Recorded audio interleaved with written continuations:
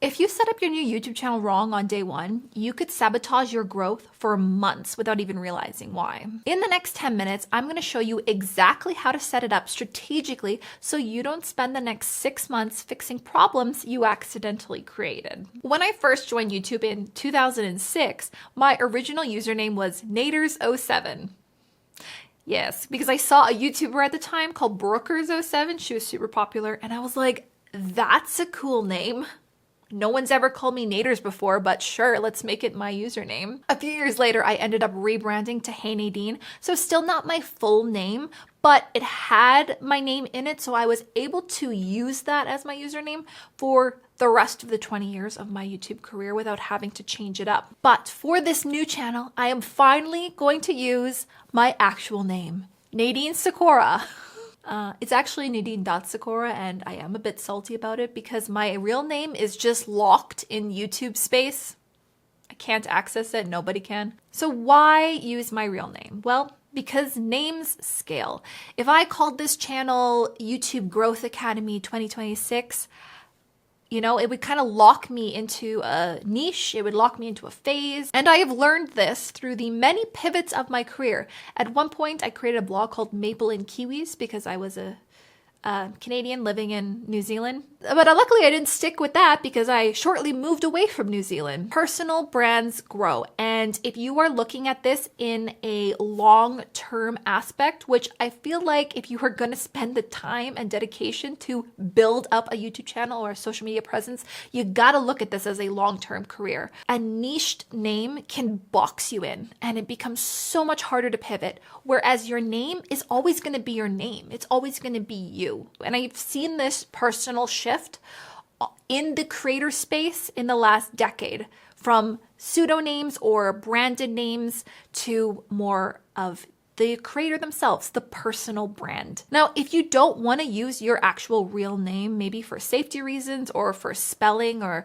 pronunciation, use a stage name. Actors do it all the time and YouTubers do it all the time. You would be very surprised at how many people use stage names. Here's something most creators don't realize. People rarely subscribe after watching one video. They subscribe after browsing the library of videos that are on your channel. But when you're brand new, you don't really have that library yet. So your channel page has to work extra hard. When someone lands on your channel, they should know 3 things immediately: who this is for, what is it about, and how is it going to make them feel? When you're first starting out, if you can, it is advantageous for you to kind of use your banner as another point of positioning. So just kind of give you a little bit more insight on what the channel is about, because you don't have a library of content for people to really figure that out with yet. If you do, just minimal text is best. Your about page is where you can kind of offload all of the details of who you are. If all else fails, just go for a simple blank color with your name on it. Is this an artsy eclectic channel? Is this a minimalist channel? Is this a moody, dark filmmaking? I mean, your banner really is just more about aesthetics. Now, for your profile picture, you really just want a nice headshot of yourself. I love a bolder, colorful profile picture because I find that it stands out when you're making a comment as a tiny little dot. And that's definitely a strategy, is to comment on other channels that are similar to yours in your niche, that so you could try and attract an audience to your channel. And just having a good profile picture is one extra step to entice them over to your profile, if they, of course, liked your comment and what you had to say on that video. Now let's talk about your about section, because for most people and most creators, this is a completely wasted space. Now, most creators will do their about section something like this. I create videos about YouTube growth and strategy. Simple, right? Like, sounds good. But that's kind of boring. It's kind of just like, right? It's nothing exciting or intriguing. The thing is, though, when someone clicks on your channel, they're not asking, what kind of videos do they post? They're really asking, is this content for me?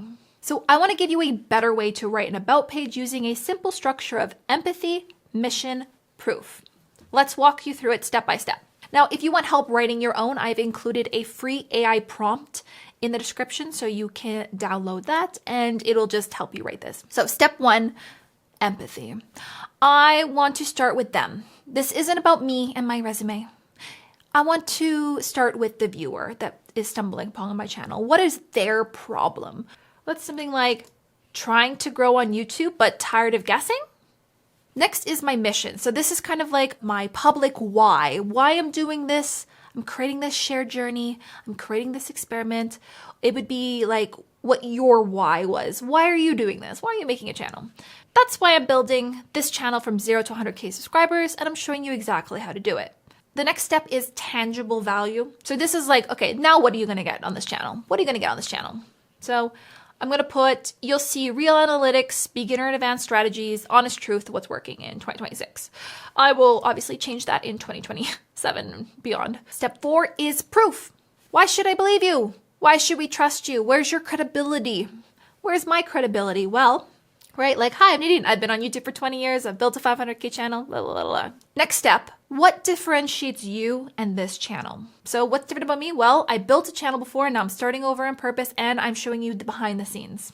Step 6 is forward momentum. Like, why should you stick around? What's going to happen? Give me some reason of why I should subscribe to you. Let's see what happens. I don't know what I think it. And your last step, which is step 7, is a functional call to action, which is basically you just pointing to things like your free tools, your newsletters, your contact, your email, even your other social medias if you want to point them there, whatever you want really. So this is enough about me. I wouldn't want to go any bigger than this because then it's just going to get like no one's going to read through your life story right away on YouTube. You want to direct them to your website for your life story, which is right there if you want to read more about my life story.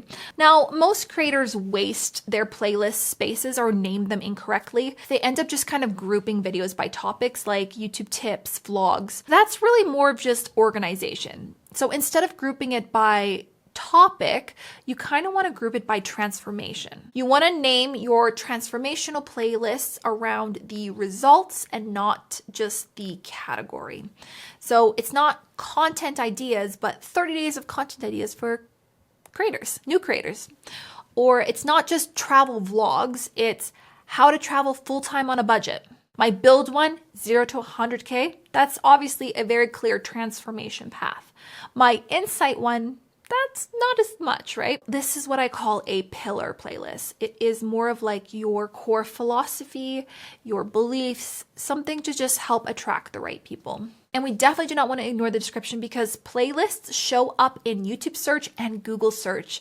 And of course, you're going to hear me say this like a million times today, it's just more information that helps the YouTube algorithm categorize your content. And make sure you keep it under 190 characters or else it just gets like truncated and cut off on your channel page. So my title, the 0 to 100K roadmap. I don't know, I thought that was kind of cool. A behind the scenes build of this channel, 0 to 100K subscribers, channel setup, production system, video packaging, blah, blah, blah, blah, blah. Again, that's good. We want it public. Sure, we want it date published, newest first. Oh yes, I should probably do this verification. I mean, good for you, YouTube, for having to verify me and not have just a million spam channels. So be right back. I'm going to do this verification. Okay, first playlist done. So now to create my second playlist, I have to do it this way. The reality of being a creator. Does it sound dramatic? I hope so. All right, so now I have my 2 playlists. Obviously, once I start uploading my content here, it'll fill up those sections. And so now we want to help YouTube understand who is this channel for? Channel, basic info. Oh, I should probably select that. I'm from Canada. Keywords. So here I've entered in several keywords. First, I put my name. You'd be surprised how many people just search your name. Put it as a keyword. And then I've got things like YouTube Growth 2026, starting a YouTube channel, creator economy expert, analytics, ask your favorite AI program to help you generate this. You guys should go through all of these and adjust your settings accordingly. So right now I have the standard features enabled, I have intermediate features enabled, and my advanced features are currently pending my video verification.